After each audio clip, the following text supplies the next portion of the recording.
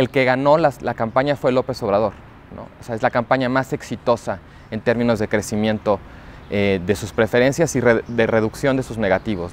Es muy interesante el caso de López Obrador, como cada quien escucha lo que quiere oír con él, ¿no? La gente que está con él escucha un discurso, la gente que está contra él escucha otro, ¿no? Y el discurso da para ambas. El PRD evidentemente se debate ahora entre seguir la ruta, digamos, de poner la elección presidencial, la disputa o litigio por la elección presidencial en el centro, o, digamos, hacer un corte de caja con todas las cosas que ganaron, ¿no? Ganaron 2 gubernaturas que no tenían en el Distrito Federal, es un triunfo arrollador.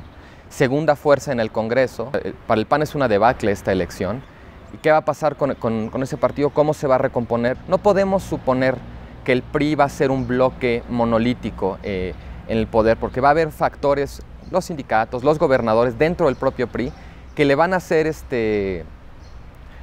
juego, por decirlo de alguna manera, al presidente. No van a estar con él incondicionalmente.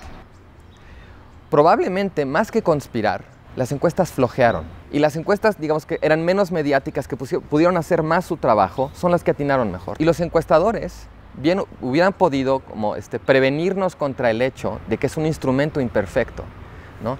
Pero permitieron que los medios los usaran como los usaron. Y ahora, bueno, estamos viendo el resultado. Lo que desata un poco el episodio de Ibero es el reclamo por lo de Atenco. El caso de Atenco era un reclamo contra el candidato muy específico, ¿no? que implicaba una evaluación de su desempeño como gobernador, un cuestionamiento, ¿no? Y de pronto cambia y no somos acarreados, somos estudiantes. Ya no están hablando del candidato, están hablando de sí mismos. Y se empieza a manejar un discurso como de que los que van a votar por el PRI son los acarreados, ¿no? Lo cual a mí me resulta, digamos, interesante en términos de revelar la composición social del Yo Soy 132. Son estudiantes universitarios. Ser estudiante universitario en México, sea en una universidad pública o una privada, es estar en una posición de privilegio. Y asumir este papel, o sea, asumir el descalificativo que había utilizado el PRI en contra de quienes los estaban criticando, es no cuestionar todo lo que va implícito. Hay como los ciudadanos y los acarreados. Las razones del acarreo son muy complicadas, ¿no? Algunos dicen, es compra de voto, pero lo cierto es que a veces es la propia gente la que busca obtener un beneficio por su voto. Hay gente que está atrapada en una red clientelar, que por cuestiones de lealtad, por mantener su trabajo, o por conservar un beneficio que les da el gobierno, tienen que votar de cierta manera, ¿no? Es muy complicado ese tema. Se vuelve, y esto es un poco fuerte decirlo, acarreado se vuelve la manera políticamente correcta de decir chusma. Es imposible pedirle a los medios de comunicación que sean completamente imparciales. Los medios de comunicación son un negocio, tienen intereses, tienen una línea editorial, ¿no? Que es parte de la libertad de expresión asumir una línea editorial. Se decía que los medios tendrían que hacer explícita su preferencia. Pues la hacen, ¿no? Digamos, como decía Juan Gabriel, lo que se ve no se pregunta, ¿no?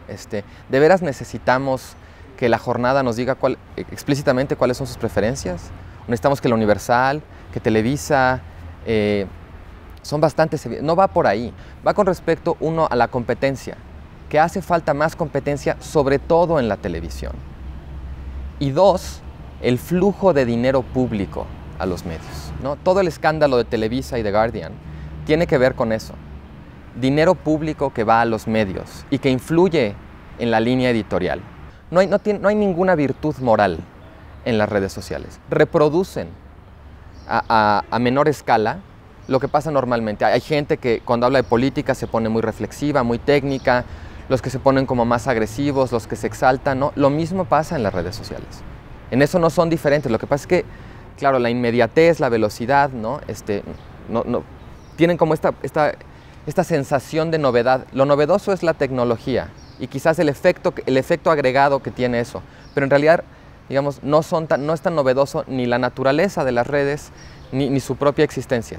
El acceso a Internet en México sigue siendo una cosa minoritaria y ha cobrado una importancia y una centralidad en la discusión pública que resulta un tanto problemática en la medida en que cuando les prestamos atención a ellos y a las cosas de las que hablan y las cosas que pasan en las redes, dejamos de prestar atención a otras cosas. La idea de que podía haber democracia en México se construyó sobre el supuesto de que para que hubiera democracia, el PRI tenía que perder la presidencia de la República.